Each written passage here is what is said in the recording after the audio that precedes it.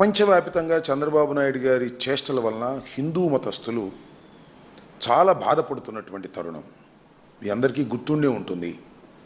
నారా చంద్రబాబు నాయుడు గారు తిరుపతి లడ్డూలో పంది కొవ్వు పశువు కొవ్వులతో కలిసినటువంటి నెయ్యితో తయారు చేశారనేటువంటి ఒక అసత్యమైనటువంటి ఆరోపణ వేశాడు. అది లక్షలాది కోట్లాది మంది భక్తులు తినేశారని కూడా చెప్పేశాడు. చాలా దురదృష్టకరమైనటువంటి ఒక అపవాదు, ఆధారాలు లేని అపవాదు. దాంతో హిందువులందరూ కూడా చాలా బాధపడినటువంటి సందర్భం. దాని మీద సుబ్బారెడ్డి గారు, పార్లమెంటరీ నాయకుడైనటువంటి మా సుబ్బారెడ్డి గారు, మాజీ చైర్మన్ అయినటువంటి టీడీ బోర్డుకు సంబంధించినటువంటి చైర్మన్ అయినటువంటి సుబ్బారెడ్డి గారు ఏకంగా సర్వోన్నత న్యాయస్థానమైనటువంటి సుప్రీంకోర్టును ఆశ్రయించడం జరిగింది. సుప్రీంకోర్టులో విచారణ సందర్భంగా అనేకమైనటువంటి వ్యాఖ్యలు సుప్రీంకోర్టు డైరెక్ట్గా చేసింది. ఆధారాలు లేకోకుండా ప్రసాదంలో లడ్డూలో కల్తీ కలిసిందని ఎలా చెబుతారు రాష్ట్ర ముఖ్యమంత్రి అనే మాట మాట్లాడారు. అంతేకాదు, అసలు లడ్డూలో వాడినటువంటి నెయ్యిలో కల్తీ ఉందా లేదా తేల్చండి అనే దాని మీద చెప్పారు.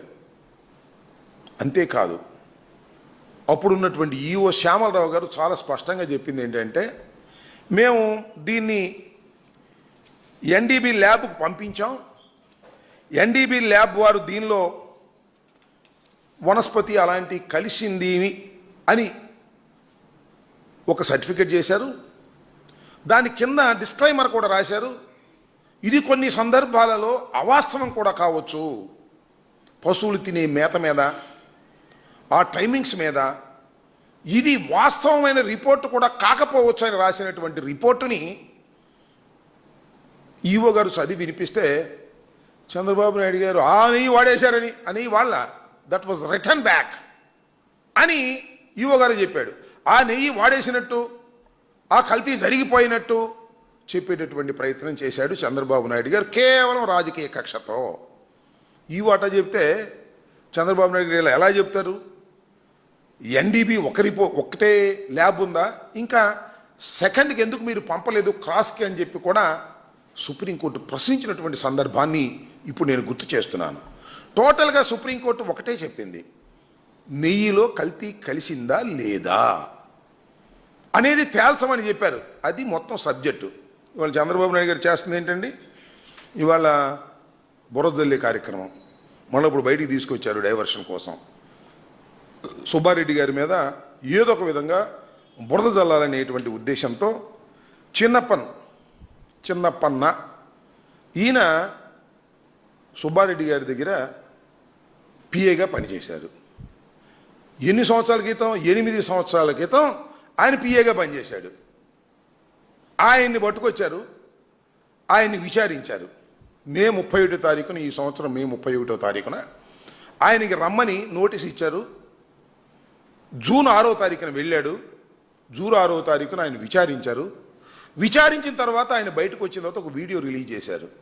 ఆ విచారణలో నన్ను బలవంతం చేసి, నన్ను హెరాస్ చేసి సుబ్బారెడ్డి పేరు ధర్మారెడ్డి పేరు చెప్పమని సిట్ అధికారులు నన్ను ఇబ్బంది పెట్టారు, నేను చెప్పలేదు అని స్వయంగా ఆ రోజు రిలీజ్ చేశాడు. ఇవాళ కాదు, జూన్ 6వ తారీఖున స్పష్టంగా ఒక వీడియో మీడియాకు రిలీజ్ చేశాడు. మీ అందరూ చూసే ఉంటారు, మీ పత్రికల్లో కూడా వచ్చి ఉంటుంది చాలా చోట్ల.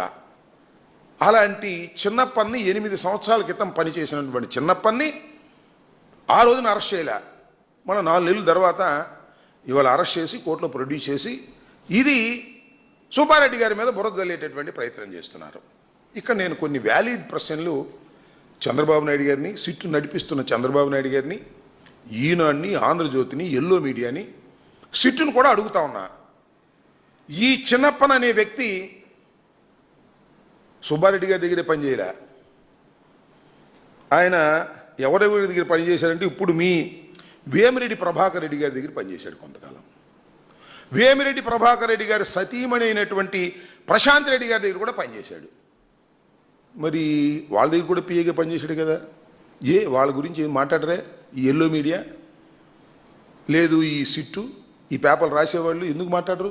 ఓహో, వాళ్ళు ఇప్పుడు మీ పార్టీలో ఉన్నారనా, ఇప్పుడు తెలుగుదేశంలో జాయిన్ అయ్యారనా, తెలుగుదేశంలో బాధ్యత గత పదవుల్లో ఉన్నారనా? అయితే మీ టార్గెట్ ఏంటి? జగన్మోహన్ రెడ్డి గారి పార్టీ, వైఎస్ఆర్ కాంగ్రెస్ పార్టీ. దీన్ని టార్గెట్ చేయాలి. దేనికోసం టార్గెట్ చేయాలి? వెంకటేశ్వర స్వామిని అడ్డం పెట్టుకొని మీరు టార్గెట్ చేయాలి.